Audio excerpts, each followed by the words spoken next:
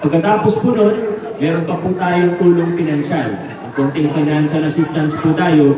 Kaya inuulit ko po, napaka-importante na magtulungan tayo para sa validation natin.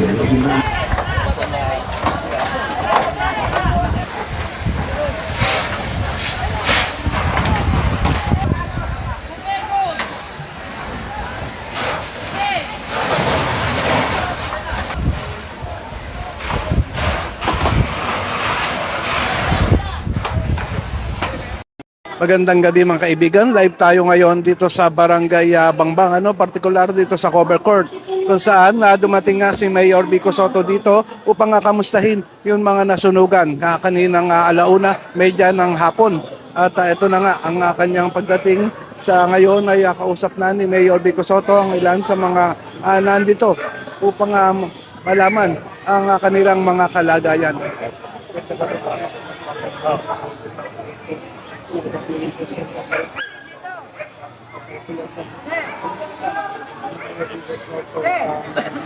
So mga kaibigan, andito yun na ilan sa mga nakita natin. No? Kanina meron na nga tayong mga paunang video na nilapitan na nga natin kanina. Ito yung mga tao ngayon na mga nakikita natin na dumating.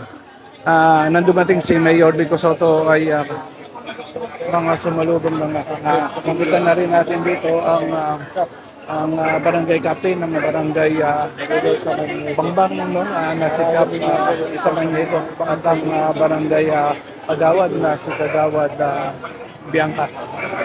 So kausap ngayon ni Mayor Vico Sotto ang chief ng DRMO na si Brian Kong.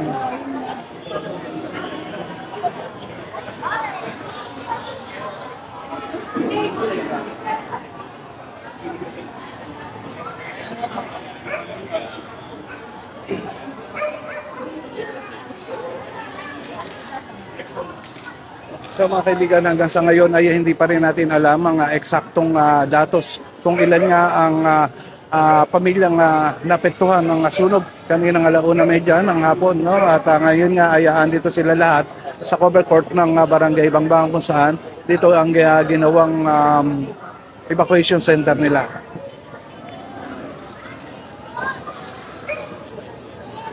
Kanina nakita na natin yung mga gamit nga na pauna ng pinadala ng city government natin, yung mga container, plastic container na naglalaman ng mga pangunahin na pangangailangan ng mga nasunugan.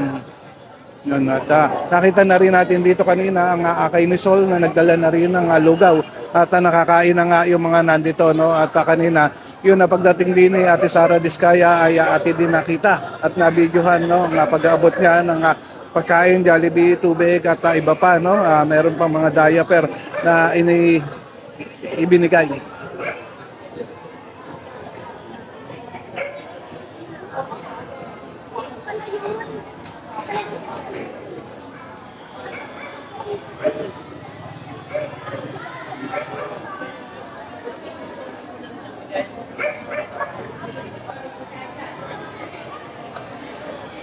Kanina nakausap na rin natin ng barangay captain ng barangay Bangbang na si Cap Rodel Samaniego na ayun nga at napag-alaman natin talagang ang pagtulong na gagawin niya ay talagang ibibigay hanggang sa makakaya niya.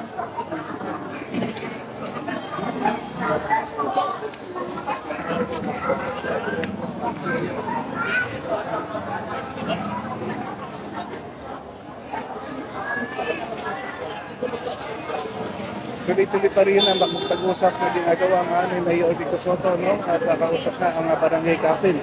At inaalam nga ng gusto kung paano ang gagawin nila at kung paano matutulungan ang mga Pasigueño. Nakita na rin natin kanina dito ang pagdating ni Congressman Romaronglo at nilapitan lahat ng mga pamilyang mga nasunugan.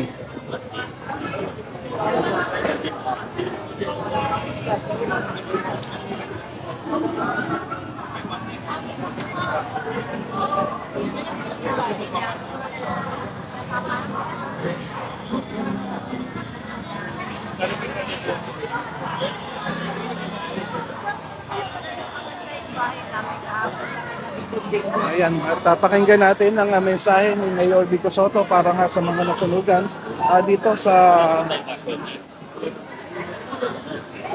sa cover court ng Barangay Bangbang.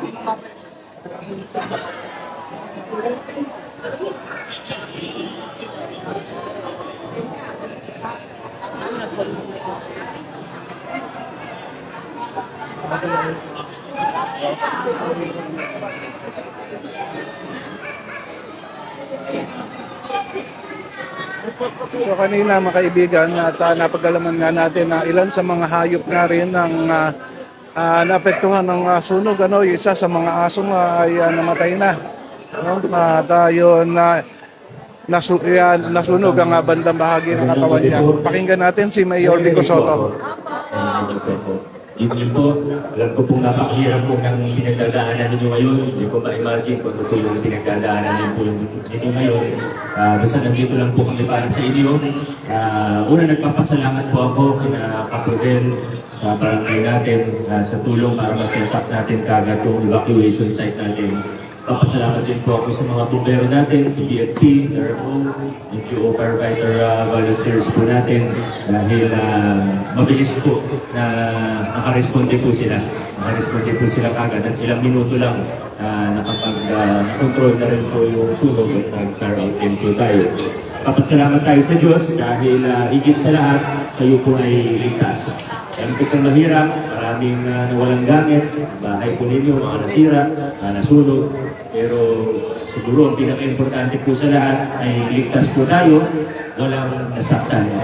Sa pagkakaalam po natin, wala naman pong nasaktan.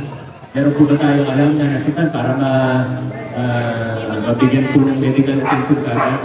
Meron po, sige, mamaya po. Pero mabigyan na po kayo ng attention.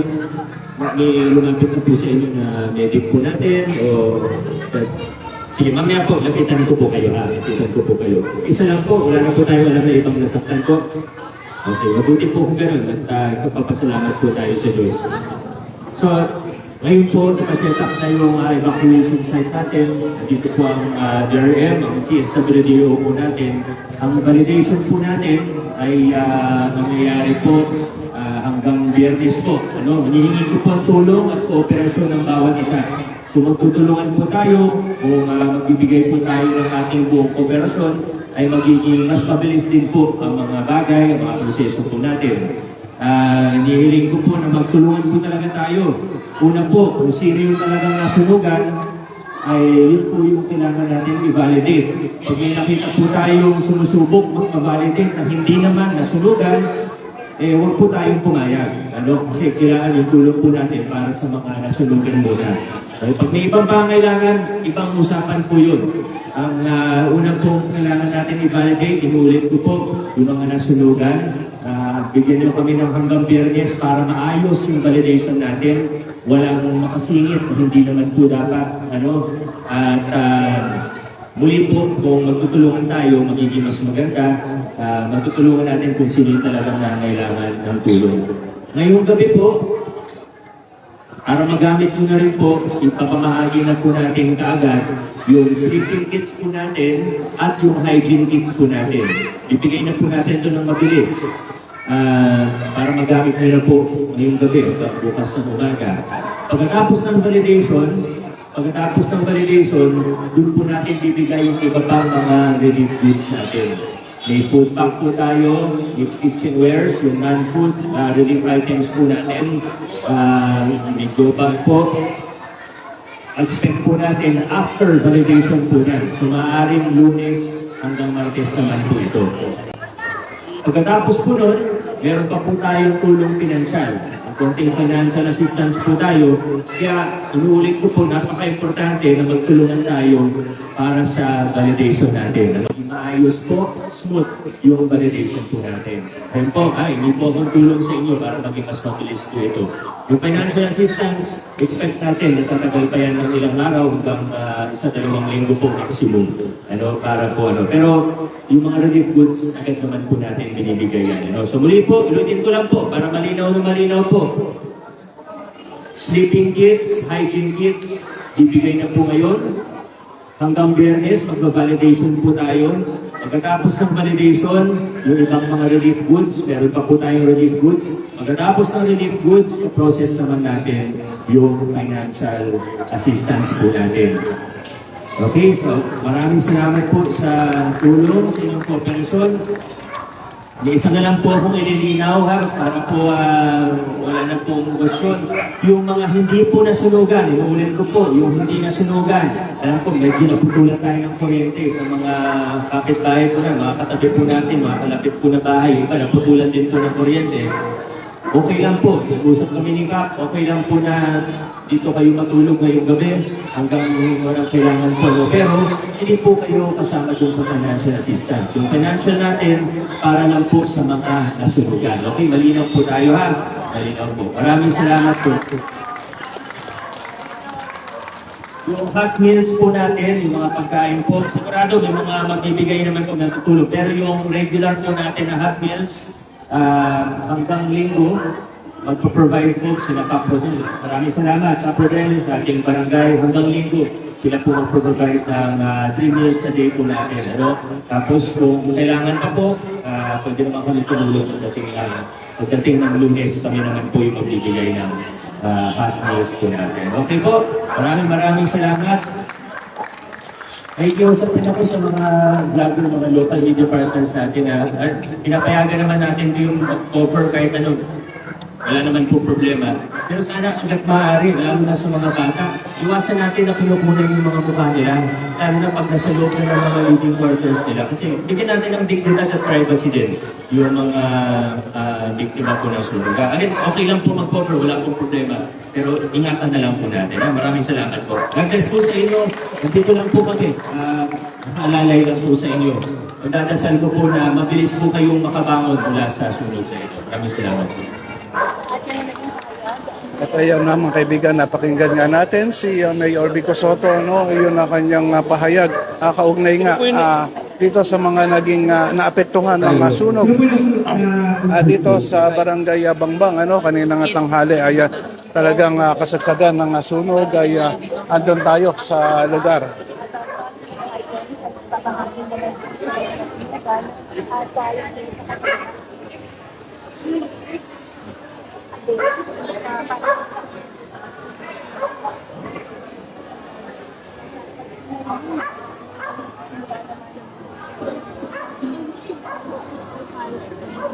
So mga kaibigan, kaya tuloy-tuloy ang pakikipag-usap ni Mayor Vico Soto sa mga taga rito, no? At inaalam nga ang kanilang mga kalagayan.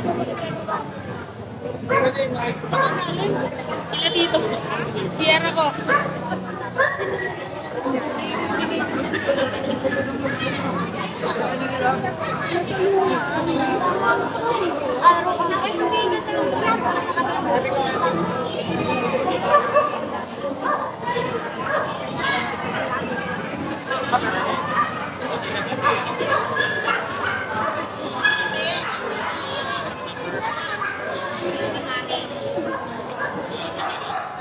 So kanina no mga kaibigan at naikot na nga natin itong mga tent na nandito, no, kung saan nga dito yun na naging evacuation center ng mga nasunugan dito sa Barangay Bangbang, ano, at marami ito at hanggang sa ngayon hindi pa natin alam ang eksaktong datos ng mga nasunugan.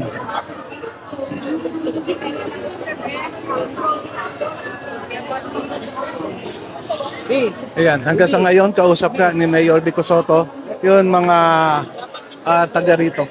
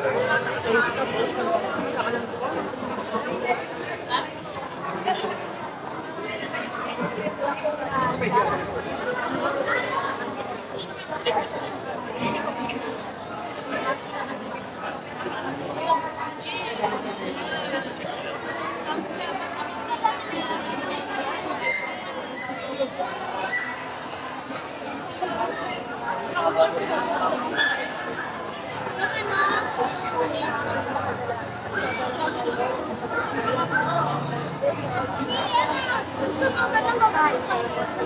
Ay.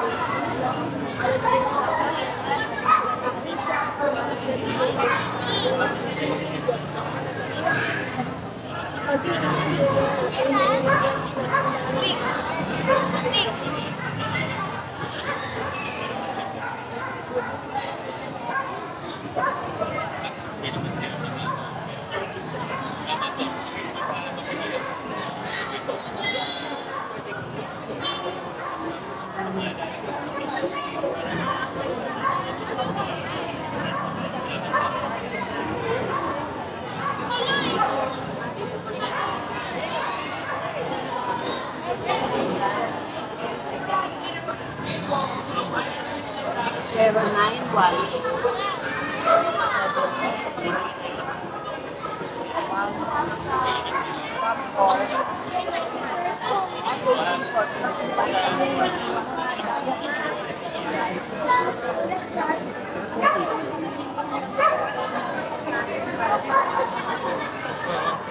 So, saan kayo humingi ng assistance?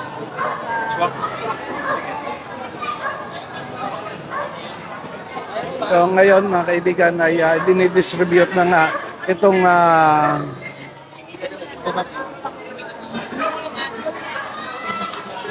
mga galing nga sa city government natin, itong plastic container na naglalaman ng iba't ibang mga gamit, pangunahin na pangangailangan para sa mga nasunugan.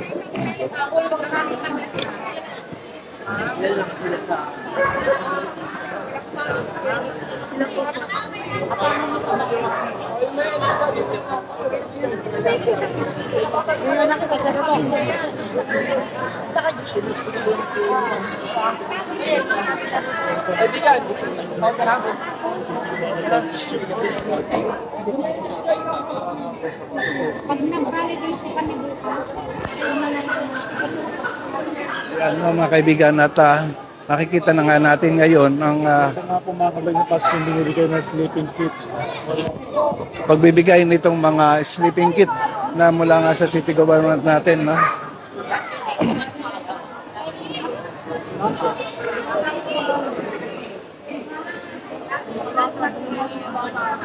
So mga kaibigan, hanggang ngayon ay andito pa rin si Mayor Vico Sotto at kausap pa rin yun na ilan sa mga nasunugan dito sa Barangay Bangbang.